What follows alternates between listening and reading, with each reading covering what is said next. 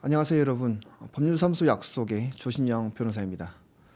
오늘은 주거침입죄에 대해서 한번 이야기해보고자 합니다.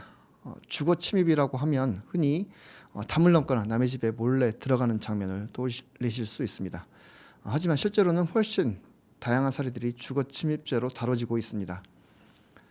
경우에 따라서는 본인이 거주하고 있지 않은 건물에 공동현관 비밀번호를 누르고 들어가거나 혹은 술에 취했다고 하더라도 다른 사람의 집에 잘못 들어간 경우 등에도 주거침입죄가 문제가 될 수 있습니다. 오늘은 주거침입죄가 어떻게 성립하는지, 그래서 법원은 주거침입죄의 기준을 어떻게 판단하고 있는지 살펴보겠습니다. 주거침입죄란 무엇일까요? 우리 형법은 사람의 주거, 관리하는 건조물이나 선박, 항공기 등에 침입한 사람을 처벌하도록 규정하고 있습니다.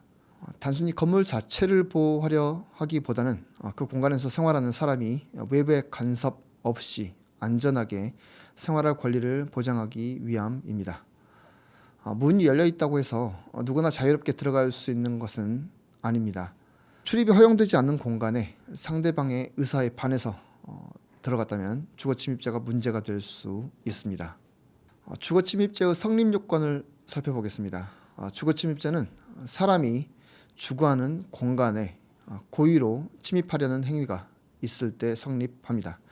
여기서 주거란 사람이 거주하고 생활하는 장소로서 반드시 주민등록상 주소지일 필요는 없습니다.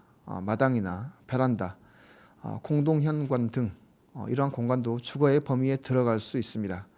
텐트나 창고, 점포, 숙박시설, 자동차 등도 사람이 관리하는 건조물에 포함될 수 있습니다. 주거자가 허락을 하지 않았음에도 불구하고 주거자의 의사에 반해서 들어갔다면 이를 침입행위로 보게 됩니다.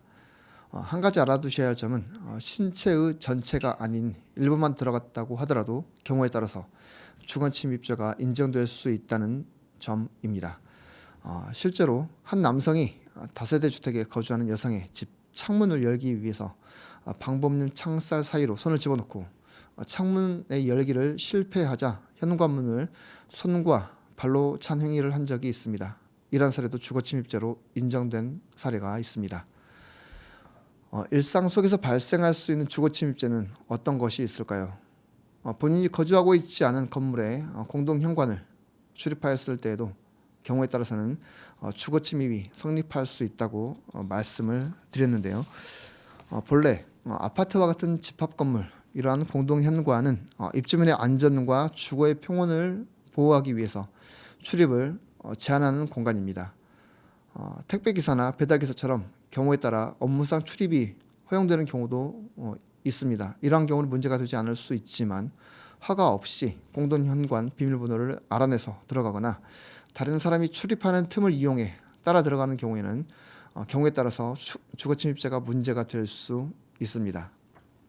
실례로 헤어진 연인이 거주하는 빌라의 공동현관문을 열고서 계단까지 침입한 경우가 있었습니다. 이러한 경우에 주거침입죄가 성립된다고 본 사례가 있습니다. 이는 공용공간이 각 세대의 필수적인 부수 공간으로서 각 세대가 실제 사용하고 거주하는 공간과 공용 부분이 상당히 밀착되어 있어서 공용공간에서 벌어지는 상황이 각 세대에 영향을 줄 가능성이 크다는 점 등을 고려한 결과입니다. 반대로 공용공간이라고 하더라도 주거침입죄가 인정되지 않는 사례도 있습니다. 단순히 술에 취해서 주소를 착각해 다른 사람의 집 현관으로 들어간 경우 등이 이러한 사례가 될 수 있습니다. 이러한 경우에는 주거침입에 고의가 없다고 보아서 주거침입죄로 처벌되지 않는 사례가 될 수 있습니다. 야간 주거침입 절도와 특수 주거침입죄를 살펴보겠습니다. 주거침입죄의 특별 유형으로 야간 주거침입 절도, 특수 주거침입죄가 있습니다. 야간 주거침입 절도는 야간에 타인의 주거에 침입해서 재물을 절취하는 것을 의미합니다. 당연하게도 단순 절도보다 중하게 처벌을 하는 경우입니다. 특수 주거침입은 두 사람 이상이 함께 침입하거나 위험한 물건을 휴대한 상태에서 침입하는 것을 의미합니다. 이 경우에는 5년 이하의 징역에 처해지게 됩니다. 이처럼 주거 침입죄는 고의성이나 침입 여부 등을 까다롭게 검토해야 해서 사례마다 결과가 달라지는 경우가 많습니다. 결국 법원이 가장 중요하게 보는 것은 주거의 평온을 침해했는지 여부입니다. 공동주택 출입, 연인이나 가족의 무허가 출입, 영업장 무허가 출입 등 일상에서도 충분히 발생할 수 있는 문제인 만큼 상대방 거주자의 의사와 공간의 성격을 고려하는 것이 무엇보다 중요합니다. 또한 적법하게 들어갔다고 하더라도 주거자가 나가달라는 요구를 하였음에도 불구하고 퇴거하지 않고 계속 머무르게 된다면 퇴거 불응죄가 성립할 수도 있는 점 참고하시기 바랍니다. 이처럼 주거 침입은 생각보다 다양한 형태로 발생할 수 있습니다. 거주자의 의사에 반해서 타인의 주거지에 들어가는 행위는 삼가하는 것이 당연하게도 유익할 것입니다. 지금까지 법률사무소 약속의 조신영 변호사였습니다. 청취해 주셔서 감사합니다.